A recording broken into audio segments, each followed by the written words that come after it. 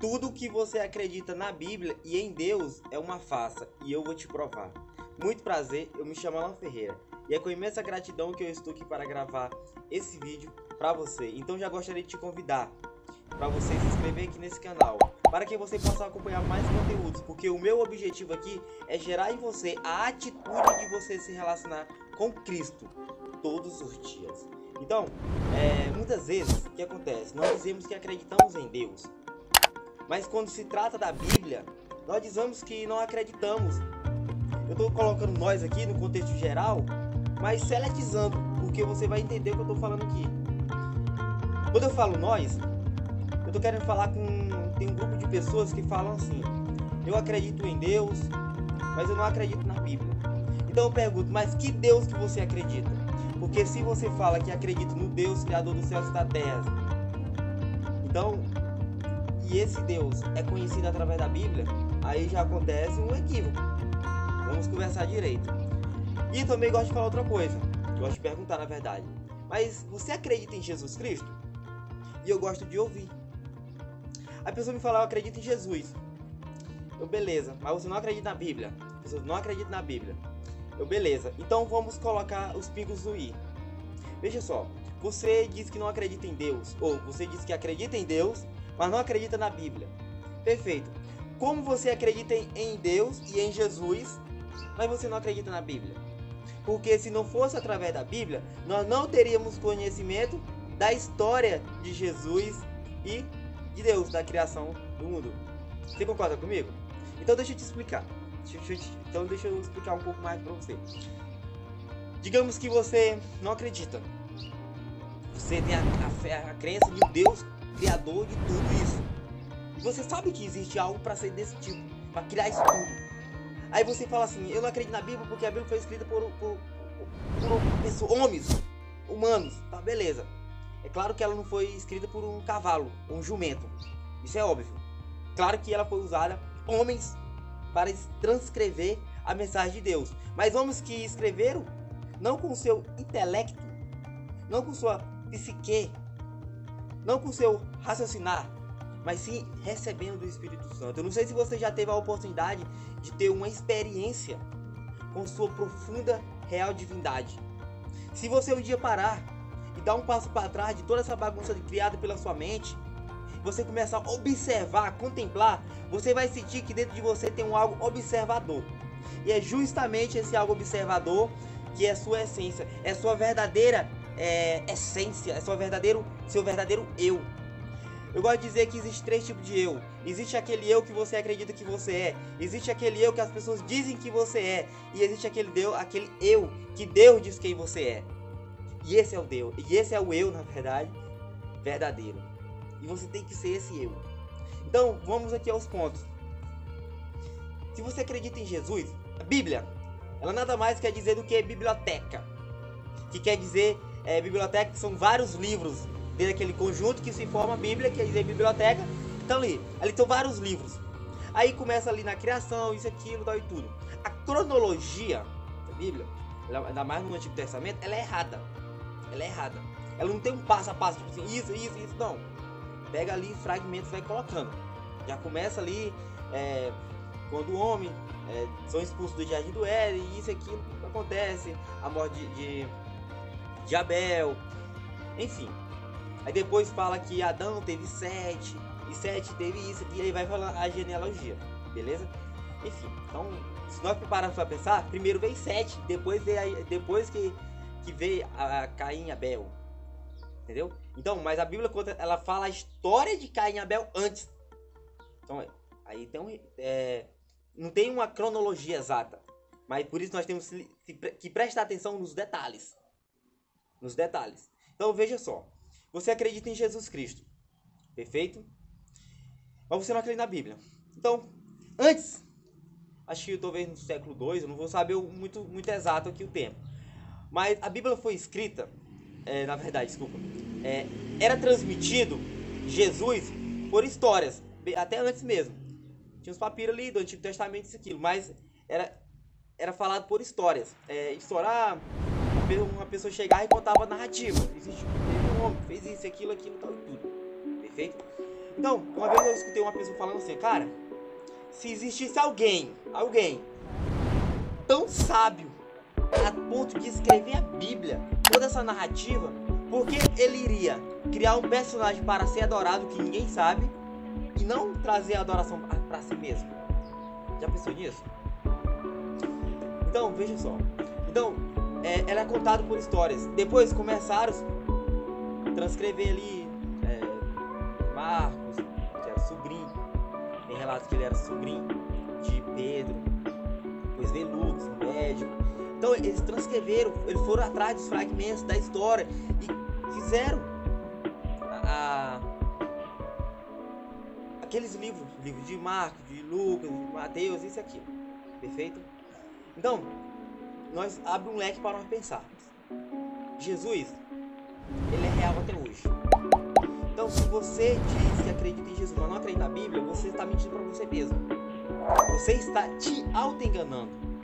Porque, veja só, se não fosse através dessas histórias que estão contidas na Bíblia, e eu sempre gosto de deixar claro, sem Jesus você não consegue interpretar nem o Antigo nem o Novo Testamento, porque a Bíblia toda, ela fala de Jesus. Cada passo ali é Jesus. Então Jesus veio cumprir aquilo que já estava predestinado antes da criação do mundo. Então veja só o que acontece. Quando ela tem aquele compilado de livros, a Bíblia ali, tem essa história. Deus nunca vai deixar que hoje é modificado, tem tipo assim, tem a tradução tal, a tradução disso, a tradução daquilo, tal, mais atual, mais aquilo, tal e tudo, beleza. Mas a essência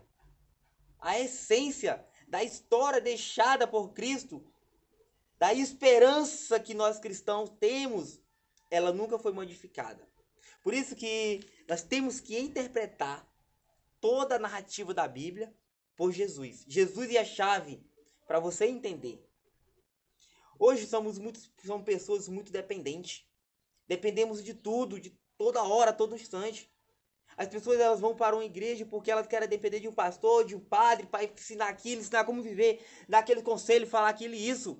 Mas ela nunca... Tipo assim, até tem, mas a maioria das pessoas ela não tem a didática mesmo de ir por si mesmo atrás, tirar o seu próprio discernimento, pedir para Deus.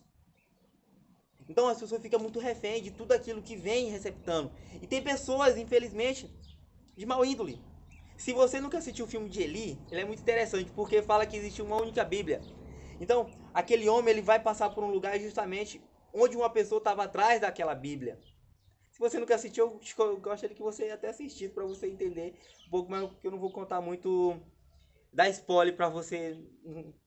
Já aconteceu, desse jeito aqui, eu não vou assistir mais. Mas é interessante que você assista. Mas basicamente é uma Bíblia, é um cara cego. Muitos dizem que ele não é cego. Dizem que não é cego. Eu também, quando assisti, eu achei que não. Mas depois eu prestando atenção em algumas coisas, eu tô no lado que diz que ele é cego. Beleza? Era um cara cego, que lutava muito bem, um cara que estava protegendo a única Bíblia que tinha. Então uma pessoa estava atrás da Bíblia, porque através da Bíblia ele iria ter o poder nas mãos. E ele iria conseguir manipular massas, grandes massas. Todo mundo. Porque ele ia ser adorado, aquele cara. Porque ele ia ter a Bíblia e ia interpretar da maneira que ele queria. Muitas pessoas chegam e falam assim, então o Hitler não foi mal porque o judeu matou Cristo e Hitler apenas exerceu... que diz? Ele apenas exerceu a justiça. Porque eles mataram Jesus e Hitler achou certo que eles teriam que ir lá e cumprir a justiça naquele povo. Então eu falo uma coisa assim, ó. Geralmente você deve ter de 20 a 35 anos. Se você não tem filho ou tem filho, mas vamos, seu pai. Se seu pai era bom, não quer dizer que você vai ser bom. Tem grande possibilidade, mas não é exato. Beleza? Isso é óbvio. Se uma pessoa é boa em uma coisa, não quer dizer que o pai dela, o filho dela vai ser bom também. Então é bom nós olharmos para essa perspectiva, para prestarmos atenção. Aquele povo lá que gritaram, crucifica-o, crucifica-o. Não quer dizer que os filhos dele, na época, né, do século passado, que eles eram igual aos pais dele. Mas Hitler fez justiça com a própria mão. E a Bíblia fala, não faça justiça com sua própria mão. Quando vão prender Jesus do jardim do Getsemane, Jesus fala, Pedro corta a orelha de Malco, que é o soldado do sumo sacerdote, e fala, não faça isso. Ou tu acha que se eu não quisesse, viria agora uma legião de anjos para interceder por mim? Mas tem que ser assim. Jesus foi lá e curou a orelha de Malco. De volta. Então, olha só, presta atenção nisso. Onde eu quero entrar. Então, a Bíblia fala que nós não temos que fazer justiça. Toda a Bíblia, ela fala de um único ponto. Ela fala de Jesus do começo ao fim. E ao mesmo tempo ela fala de amor, porque Cristo é amor. Cristo manda nós amar o nosso semelhante, o nosso próximo, como a nós mesmos. Que é uma coisa, tipo, como assim? Como é que o cara fala uma coisa dessa? Amar o nosso próximo, mas tem cara que é ruim. Tem pessoa que faz aquilo, tem pessoa que faz isso. Mas como é que eu vou amar essa pessoa? Aí já começa as interferências. Porque o ser humano, essa nossa mente psique, ela julga tudo e ela cria sempre indiferença ao próximo. Esse eu me assemelho, mas aquele não. E eu não sou obrigado a gostar daquela pessoa, isso e aquilo, tal e tudo. Mas espera aí. Por isso que as pessoas já começam a criar essa fantasia na mente. E agora eu vou chegar num ponto muito interessante. As pessoas já começam a criar aquilo na mente. Por quê? Porque amar é difícil. É difícil amar. A Bíblia, ela fala justamente de amor. Ela fala de amor. Cristo é amor. Ah, mas por que ele mandava matar aquele povo, isso e aquilo? Porque Deus é justo. Ele te dá a oportunidade. Você pega se você quiser. Ele não vai te obrigar a pegar, porém ele vai cobrar. Tem uma passagem que fala que Jesus fala, não guarde o ouro, não acumule ouro que a traça e a ferrugem corrói, mas acumule amor, porque assim o seu garradão no céu será alto, nada vai tirar de você. João 14, versículo 6 diz assim, Jesus diz a Tomé, o discípulo que também não acreditou, viveu com o cara, viu todos os milagres, isso e aquilo. É o cara que você diz que você acredita, mas você não acredita na Bíblia. Beleza. Jesus fala assim, Tomé, não acredito. Aí disse Jesus, eu sou a verdade, o caminho e a vida. Ninguém vem ao Pai senão por mim. João 14, verso 6. Cara, João é um livro incrível. João nos dá muito código. Muito código, todo momento. E nos dá código de liberdade. Aquele livro de João nos dá códigos, nos dá chaves, nos dá poder de liberdade. Liberdade. De todos os cárceres, sabe? Você nunca vai entender o que Paulo, que o Antigo Testamento fala, nada que ninguém fala, se Jesus não for a chave. Porque tudo, Jesus já deixou uma vida. Tudo, ele ensinou tal tudo. Aí chega Pedro pra ele, fala, acho que foi Pedro, fala, mestre, eu tenho que perdoar meu irmão quantas vezes? Até 7 vezes ao dia? Até 7 vezes? Ao dia? Não. Mas 7 vezes 7. São 70 vezes 7. No dia. Será que você consegue? Olha só. A Bíblia fala de amor. Por isso que você não acredita na Bíblia. Porque você não tá praticando amor na sua vida, aí.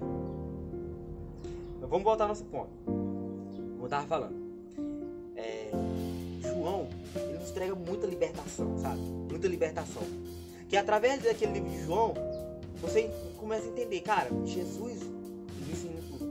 Ah, mas Paulo começou a fazer as igrejas em tal lugar, ensinar aquilo, que ele fez a peregrinação. Eu creio muito que ele colocava aquele povo ali, congregava junto, para trocar experiências.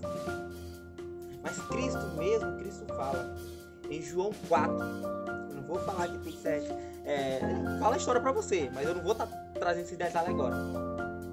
Ele fala muito bem qual é a igreja que ele quer. Leia João 4. que ele vai te falar qual é a igreja que ele quer e qual é a igreja verdadeira. Então, voltando aqui a João 14, verso 6, ele nos entrega essa.